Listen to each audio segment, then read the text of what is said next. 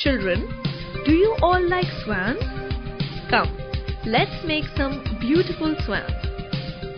Material required: white paper, white thread, watercolors. Method: take a white sheet and fold it into half. Take small threads and dip one of them into yellow color. Now, arrange the thread in any desired shape on one side of the sheet.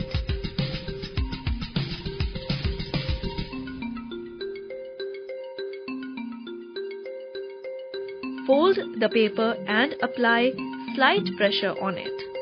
Now, pull the thread out. Unfold the sheet. Similarly, draw various patterns using different color threads. Draw some shapes out of the patterns formed on the sheet like swans, etc.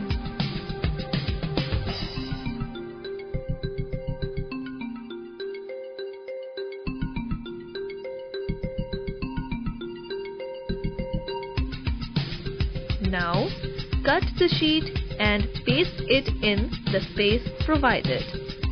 See how beautiful our swans looking.